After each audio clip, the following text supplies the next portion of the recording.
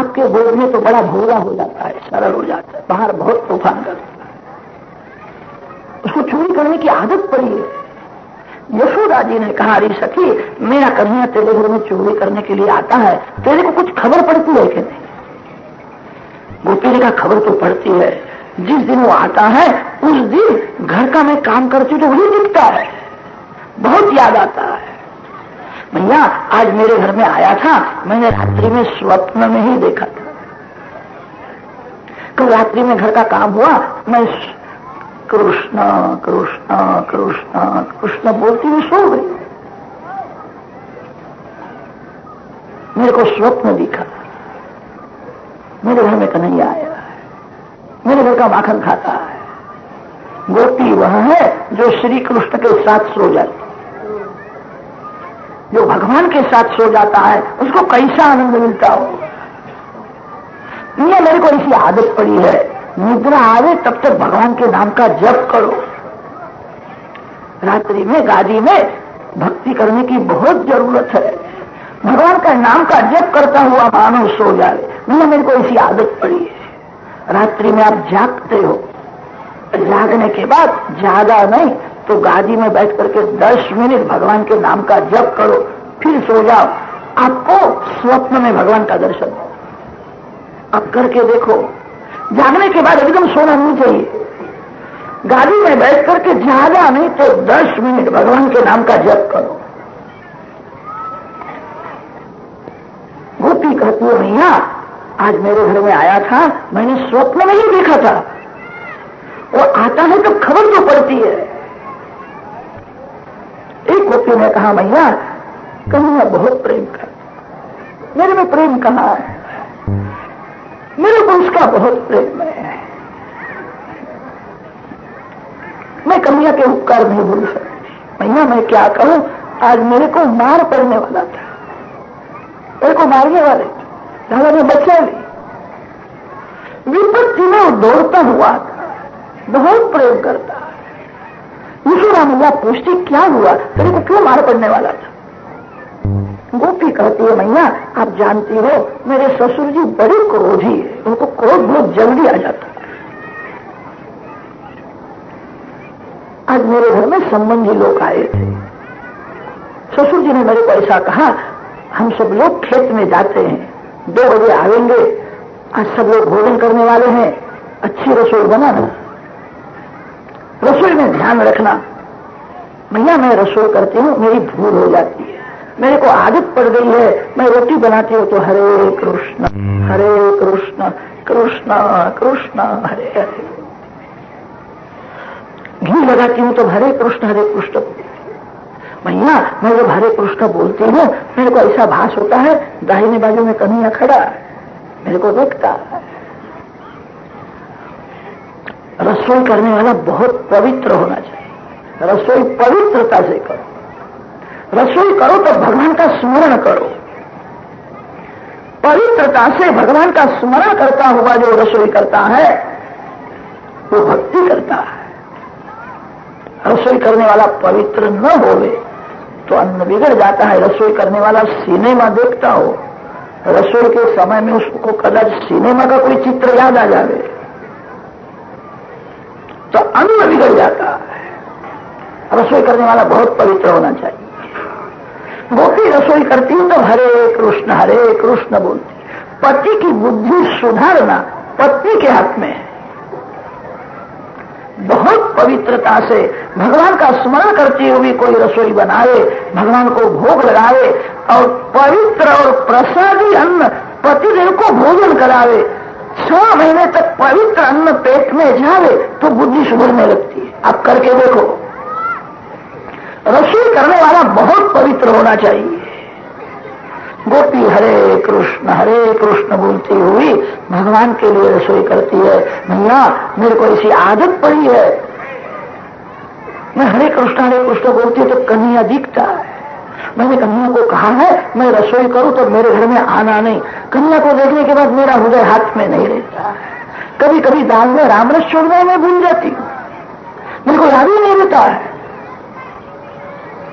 मैंने कन्हैया को कहा है मैं रसोई करूं तब मेरे घर में आना नहीं। उस उसको देखने के बाद हृदय पिघलता है। ससुर जी ने मेरे को ऐसा कहा था, आज रसोई अच्छी होनी चाहिए, लोग भोजन करने वाले हैं। फिर मैंने ऐसा विचार किया, हरे कृष्ण बोलती हूं तब हृदय पिघलता है, कमियां दिखता है। आज रसोई में हरे कृष्ण में नहीं बोलूंगी, रसोई में ध्यान रखना है श्री कृष्ण को भूल जाऊंगी। बड़े बड़े योगी, बड़े बड़े संत जगत को भूलने का प्रयत्न करते हैं, जगत नहीं भूलता है। जगत को भूलने के लिए प्राणायाम करते हैं, प्रत्याहार करते हैं। धन्य है गोपी को, गोपी तो श्री कृष्ण को भूलने का प्रयत्न करती है। आज मैं श्री कृष्ण का स्मरण नहीं करूंगी। भैया मैंने सभी रसोई अच्छी बनाई, अंत में मैंने मानभोग बनाया। उस समय कहीं मेरे को बहुत याद आया। मैंने निश्चय किया था हरे कृष्ण नहीं बोलूंगी, तो भी हरे कृष्ण जब कब शुरू हुआ मेरे को कुछ खबर ही नहीं पड़ी।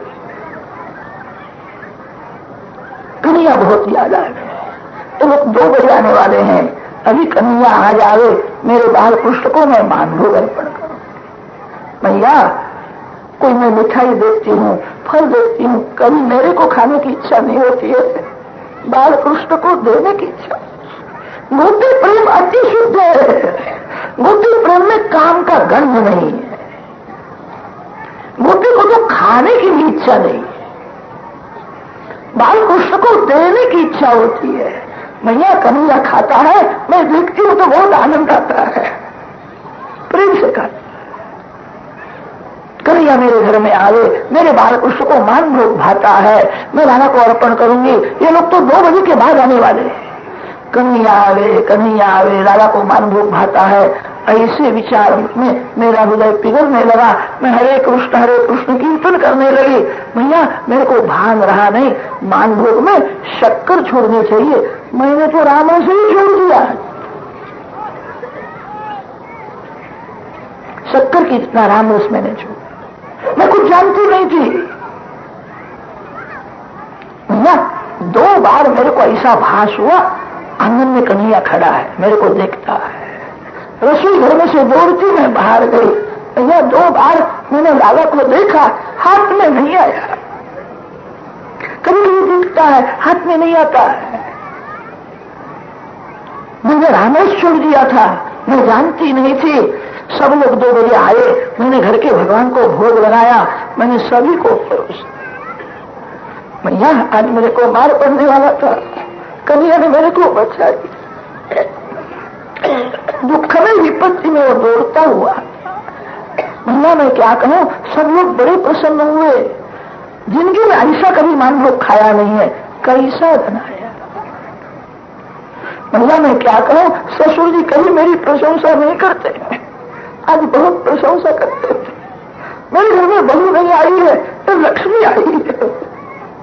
ये बहू आई तभी मैं बहुत सुखी हुआ हूं। कैसी रसोई बनाई, सभी लोगों ने प्रेम से भोजन किया। मेरे को ऐसा हुआ कि आज मैंने रसोई बहुत अच्छी बनाई, इसीलिए सब लोग प्रसन्न हुए हैं। भैया सभी का भोजन हुआ, फिर मैं भोजन करने के लिए नहीं थी, मैं तो एक भी कवल नहीं खा सकी, रामरस छोड़ा। इन लोगों ने कैसा भोजन किया हो। भैया कन्हैया को अपने नाम की बहुत कीमत है, मेरे नाम में कैसी पागल हो गई है। श्री कृष्ण नाम अमृत से भी मधुर है। मैंने रामरस छोड़ा था, महाकृष्ण ने ऐसी लीला की, किसी को खबर नहीं पड़ी, मेरे को ही खबर पड़ी।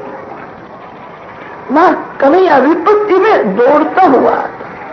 भैया मैं तो प्रेम नहीं करती, कन्हैया बहुत प्रेम करता। कन्हैया आता है, मेरे को खबर पड़ जाती है आज आने वाला है। यशोदा मैया समझाती है, जिस दिन आपको ऐसा लगे आज कन्हैया आवेगा, उस दिन घर में मिठाई रखना ही नहीं। घर की मिठाई माखन पीर में रखना, किसी सखी के घर में जाकर के रख दो। तेरे घर में कन्हैया को खाने का अच्छा मिलता है, बालक बार बार आता है, 2-4 बार ऐसा हो जाए उसको कुछ खाने का मिले नहीं तो आएगा नहीं।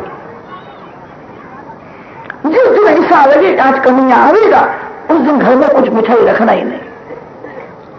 गोपी ने कहा, मैया क्या कहती हो? कल मैं समझ गई थी, मैं आंगन में बैठी थी, कन्हैया ग्वाल बाल मित्रों के साथ मेरे घर ऊपर से गया, मेरे आंगन में खड़ा रहा और मेरे को देखने के लिए हंसने लगा।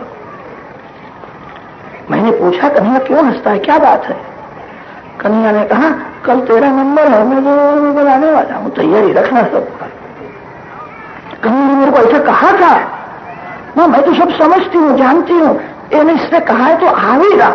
मैंने अपने घर में कुछ मिठाई रखी नहीं, माखन रखा नहीं, सब पीर में मैं रख के आई थी, घर में खाने का कुछ भी रखा नहीं। मैया कन्हैया आया, उसको खाने का कुछ मिला नहीं तो उसको गुस्सा आ गया।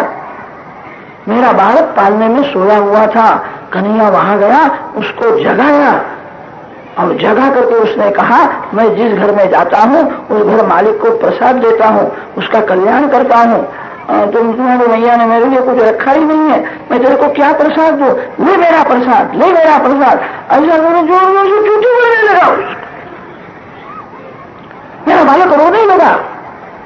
घर में कुछ खाने का नहीं रखे तो बालकों को बुलाता। याति उपक्रोश्य तोकान बालकान उपक्रोश्य याति। आपके घर में भगवान आवेंगे, भगवान का सम्मान न होवे तो भगवान कभी रुलाते भी है। भगवान आते हैं, मानव जीवन में सभी को मिलने के लिए एक दो बार भगवान आते हैं, सभी को भगवान मिलने के लिए आते हैं। मानव उनको पहचान सकता नहीं है। भगवान हाथ में शंख चक्र गदा पद्म लेकर के आवे तो भगवान का कोई दर्शन नहीं कर सकता है। भगवान सौम्य स्वरूप में आते हैं, जीव को मेरा दर्शन होवे, इसीलिए भगवान कभी भिखारी के रूप में आते हैं, कभी साधु संत के रूप में आते हैं, कभी बुढ़िया के रूप में भी आते हैं, किसी गरीब के रूप में भगवान आते हैं। आपके आंगन में, आपके घर में जो आवे वो भगवान का स्वरूप है, ऐसा समझ करके उसको मान दो। किसी का तिरस्कार न करो। किस वेश में कौन आता है खबर नहीं पड़ती है। बड़े बड़े संत कभी कभी भिखारी के वेश में आते हैं। किसी का भी अनादर न करो। हाथ जोड़ने में आपका क्या जाता है? भगवान आते हैं, भगवान का सम्मान न होवे, भगवान का अनादर होवे तो भगवान कभी कभी रुलाते भी। मैं तेरे घर में आया था, तुमने मेरा अपमान किया, मेरे सामने देखा नहीं, मेरा तुमने तिरस्कार किया। भगवान का सम्मान न होवे तो कभी कभी भगवान रुलाते भी। बालकों को रुलाता है। यशोदा मैया को आश्चर्य होता है, कैसा बोलती है। अपने बालकृष्ण को पूछती है। बालकृष्ण ने कहा, मैया मैं चोरी नहीं करता, उसके बालक कुछ करते हो। यशोदा जी ने कहा, रे सखी कन्हैया ना बोलता है, तू कहती है कि कन्हैया ने चोरी की। ऐसा करो, जिस दिन कन्हैया तेरे घर में चोरी करे उसके हाथ में माखन होवे, उसके मुख में माखन लगा होवे, ऐसे माखन चोर को पकड़ करके ले आओ, फिर मैं सजा करूं। गोकुल में प्रभावती नाम की गोपी थी।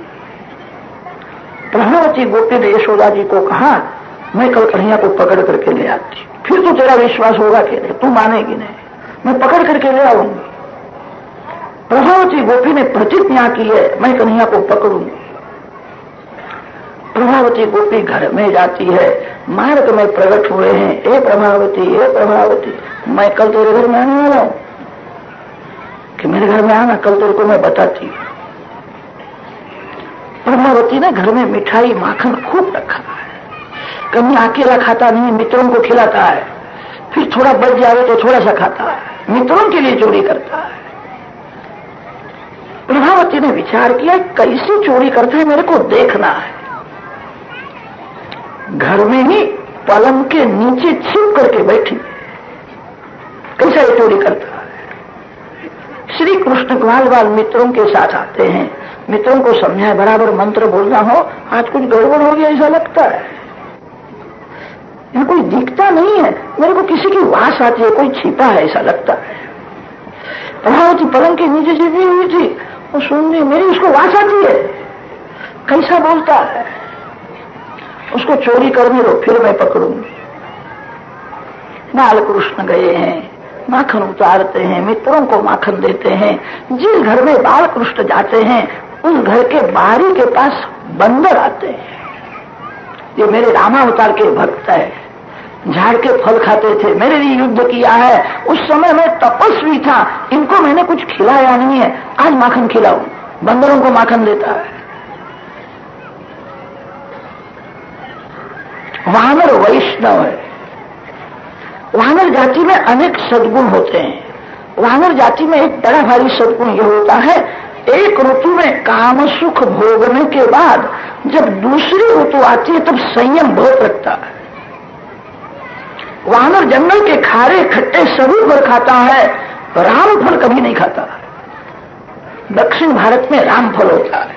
वानर ऐसा मानते हैं हम राम जी के सेवक है, राम हमारे मालिक है, उनके नाम का फल नहीं खाना चाहिए। वानरों के जीवन में भी संयम है, वानरों के जीवन में भी नियम है। मानव के जीवन में संयम न होवे, भक्ति का नियम न होवे, वो मानव पशु से भी हल्का। भक्ति का नियम लेना चाहिए। वैष्णव वह है जो भक्ति के नियम से अपने मन को बांध देता है। तस्य यमः किम कुरुते चर्चा, जिसके जीवन में संयम नहीं है, जिसके जीवन में भक्ति का कोई नियम नहीं है, उसी को यमराजा सजा करते हैं। कथा सुनने के बाद भक्ति का नियम लेना चाहिए। वानरों को माखन खिलाता है। प्रभावती देखती है, बालकों ने कहा कन्हैया तू हमको ही देता है, तू नहीं खाता। कन्हैया के मुख में माखन देता। प्रभावती ने देख लिया है, कन्हैया ने मेरे घर का माखन खाया है, अब कदा झंडी फोड़ डालेगा। अब मैं उसको पकड़, पलंग के नीचे बैठी थी, बाहर आई, बालकों ने देखा कन्हैया कन्हैया तू कहता था या कोई छिपा हुआ है, पलंग में नीचे बैठी थी। आई दूसरे बालक तो सब भाग गए, कन्हैया वहीं खड़ा है। आई तो आई, क्या करने वाली है? प्रभावती आती है, कन्हैया का हाथ पकड़ती है। हाथ जब पकड़ा है, ऐसा नाटक किया, मैं डर गया हूं, मेरे को भय लगता है, मेरी भैया मेरे को मारेगी। प्रभावती को मनाते हैं, मैं तेरे पांव छूता हूं, मैं तेरे घर में कभी नहीं आऊंगा, मैं तेरे मालिक की कसम खाता हूं, अब नहीं कि मेरे मालिक की कसम तू को खाता है, उनकी कसम खाना नहीं। मेरे मालिक की कसम क्यों खाता है? तो तेरे मालिक की नहीं, तो तेरे बाप की कसम खाता है। कैसा बोलता है? मेरे बाप की कसम नहीं खाई, मैं तेरे घर में नहीं आऊंगा, आज का दिन तो मेरे को छोड़ दे, नहीं छोड़ूंगी। कन्हैया को मैंने पकड़ा है, कन्हैया को छोड़ती नहीं। प्रभावती का एक बालक था, वो कन्हैया के जैसा ही था, कन्हैया का मित्र है। उसने देखा मेरी मां ने कन्हैया को पकड़ा है, यशोदा मैया आज मेरे बाल कृष्ण को मारेगी ऐसा लगता है। बालक रोने लगा, अपनी माँ को वंदन कर रहा है, माँ को मनाता है, मैया कन्हैया ने चोरी नहीं की, कल रात्रि में कन्हैया को मैंने निमंत्रण दिया था, मेरे निमंत्रण से कन्हैया आया है, मैं कन्हैया के घर में जाता रोने लगा है। प्रभावती को आश्चर्य होता है, मेरे बालक का श्री कृष्ण में कैसा प्रेम, रोता है, मैं कन्हैया को छोड़ दूं? मैं छोड़ना ठीक नहीं है, यशोदा जी के पास ले जाऊं। यशोदा मैया लाला को डांटे तब तक तो ठीक है, कदाच मारने लगे तो यशोदा का हाथ नहीं पकड़ूं। कन्हैया तेरा डांट, बाल कृष्ण को कोई मारे मेरे से सहन नहीं हो रहा, यशोदा का हाथ मैं पकड़ूंगी, मैं यशोदा को कहूंगी मेरा बालक है, मारना नहीं। यशोदा जी मारे तो मेरे को सहन होगा नहीं, थोड़ा डांटना चाहिए। यशोदा जी थोड़ा डांटे, मैं लाला को नहीं छोड़ू। बालक वंदन करता है, मां कन्हैया को छोड़ दे, मैं नहीं छोड़ूंगी, जा यहां से। मेरी मां मेरा मानती ही नहीं। बालक रोने लगे। बाल कृष्ण ने कहा रोना नहीं, मेरे पीछे पीछे आना, मैं उनकी बुरी गंगत करने वाला, मेरे पीछे पीछे आओ। सभी पीछे आते हैं, बाल कृष्ण को पकड़ करके ले जाती है। बाल कृष्ण को पकड़ने के बाद उसके मन में अभिमान आया, मैंने पकड़ा है। भगवान जिसके हाथ में नहीं है वह तो भगवान की भक्ति करे। भगवान हाथ में आने के बाद भी ऐसा समझना चाहिए मेरे को भी दर्शन हुआ नहीं, हाथ में आए हुए भगवान चले जाते हैं। प्रभावती ऐसा मानती है मैं बड़ी सयानी हूं, कन्या बड़ा चपल है, उसको कोई नहीं पकड़ सकता, मैं भी पकड़ सकती, मैं बड़ी सयानी हूं। कन्या को पकड़ती है, चलती है, तब श्री कृष्ण को भूल जाती है, अपने स्वरूप का चिंतन करती है, मैं बड़ी सयानी हूं। भगवान हाथ में आने के बाद भी भगवान की भक्ति करो। प्रभावती की भूल यह हुई, कन्या को पकड़ करके जाती है, श्री कृष्ण को भूल जाती है, अपना ही चिंतन करती है, मैं बड़ी सयानी हूं, मेरी जैसी कौन है, बात तो बहुत चपल है, कोई इसको नहीं पकड़ सकता। आज मैं कन्या को पकड़ करके ले जाती, अक्कड़ में चलती थी। मार्ग में उसको सखी मिलती है, सखी ने उसको सावधान किया है, कन्या चला जाएगा हो सावध रहना, कि कैसा चला जाएगा, मैंने उसको बराबर पकड़ा है, मेरे हाथ में से कैसा जाएगा। बालकृष्णलाल ने प्रभावती को कहा मैं तेरे साथ आने को तैयार हूं, तुमने जोर से मेरा हाथ पकड़ा है, मेरा हाथ दुखता है, तो मेरा दूसरा हाथ पकड़। प्रभावती जानती है कन्या बहुत कोमल है कि बेटा तेरा हाथ दुखता है कि मेरा हाथ दुखता है। प्रभावती ने दूसरा हाथ पकड़ा, चलती है, भगवान को भूल गई है। मार्ग में वृद्ध वृद्ध ब्रजवासी आते थे, वृद्धों को देख करके उसने घूंघट निकाला, घूंघट निकाल करके चलती है, श्री कृष्ण को भूल गई है। भगवान ने कहा उसको बराबर कुछ दिखता नहीं है, थोड़ी गम्मत करो, घूंघट निकाल करके चलती है, श्री कृष्ण को भूल गई है, अक्कड़ में चलती है। भगवान को भूलना ही बड़ा पाप, जितने अनर्थ होते हैं भगवान को भूलने से ही होते हैं। भगवान का विस्मरण ही मरण है, भगवान का स्मरण ही जीवन है। प्रभावती भगवान को भूल गई है, अपना ही चिंतन करती है। बालकृष्ण ने देखा है, घूंघट निकाल करके चलती है, अक्कड़ में चलती है, मेरे को भूल गई है, इसकी मैं थोड़ी गम्मत करूं। उसके हाथ में नख से चूटी खड़ी। प्रभावती को ऐसा हुआ मेरे को किसी जीव जंतु ने काटा ऐसा लगता है। बालकृष्ण ने पूछा है तेरे को क्या हुआ, क्या हुआ, मेरा दूसरा हाथ पकड़ ले, यह हाथ वो हाथ कर दे। उसके बच्चे को संकेत किया, वो आ गया, उसी दे दिया।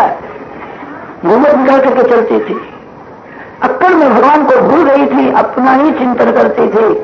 उसको खबर ही पड़ी, मैं किसका हाथ पकड़ करके मैं ले जाती, उसी के बालक का हाथ उसके हाथ में दे दिया।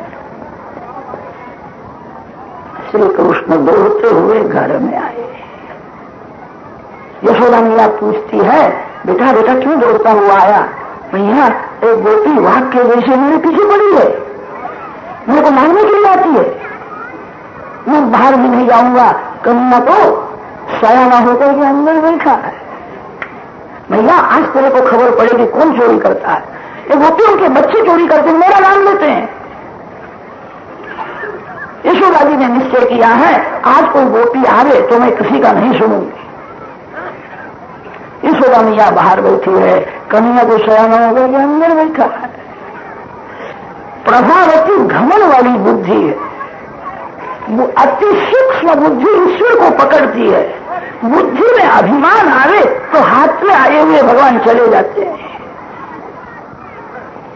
प्रभावती आई है, यशोदा मैया को कहती है मैया मैया देख ले ये तेरा कन्हैया, इसके मुख में माखन लगा है, इसके हाथ में भी माखन है, मैं पकड़ करके लाई। यशोदा जी ने कहा मेरा कन्हैया तो बाहर गया है, नहीं कन्हैया तो अंदर है। प्रभावती ने कहा अंदर कहा है, मैं लाला को पकड़ करके ले आई हूं, देख ले कि मेरा कन्हैया अंदर है। यशोदा जी ने कहा तेरा घूंघट निकाल करके देख ले किसको तू पकड़ करके लाई है। उसने देखा मेरा बच्चा ही निकला है, तो मारने लगी कहा को तू यहाँ आया। भैया तेरी नजर करने के लिए मैं आ गया, मैं तेरे को घर में ही करता था। मारती है, बालक रोता नहीं हंसता है। जो पाप करके मार खाता है वह रोता है, जो परमात्मा के लिए मार खाता है मार में प्रभु का प्यार होता है। जो भगवान के लिए मार खाता है, जो धर्म के लिए मार खाता है, उस मार में प्रभु का प्यार होता है। जो पाप करके मार खाता है वह दुखी होता है। बालक को आनंद होगा, मेरा कन्हैया बन गया, कन्हैया रोज मेरे को माखन खिलाता है, आज मैं कन्हैया के लिए मार खाता हूं। तू कहा को यहां आया? बालक रोता नहीं है, प्रभावती मारती। यशोदा जी ने कहा कन्हैया तो अंदर बैठा है। ईश्वर को जो बाहर सोचता है उसकी फजती हो जाती। आनंद ही श्री कृष्ण का स्वरूप है। आनंद बाहर कहां है? आनंद अंदर है। आनंद जड़ वस्तु में नहीं होता, आनंद चेतन परमात्मा का स्वरूप। कितने गरीब लोग ऐसा समझते हैं, घर की मोटर हो गए, मोटर में बैठ करके घूमने के लिए जाए बहुत आनंद आए। अरे मोटर में आनंद है, मार्ग में मोटर पंक्चर हो जाए फिर कुछ ना मोटर में कैसे आनंद है। संसार के जड़ पदार्थ सुख देते हैं और दुख भी देते हैं। आनंद तो भगवान देते हैं। आनंद में परमात्मा नारायण है। बाल कृष्ण अंदर से निहितम गुहायाम, अंदर से बाल कृष्ण आए हैं। यशोदा मैया को कहने लगे कि प्रभावती चाची मेरे लिए कुछ प्रसाद लाइए, क्यों आई? कैसा है छपल, मेरे को छोड़ करके चला गया, मेरे पास आ गया, मैं तेरे को प्रसाद देती हूँ। प्रभावती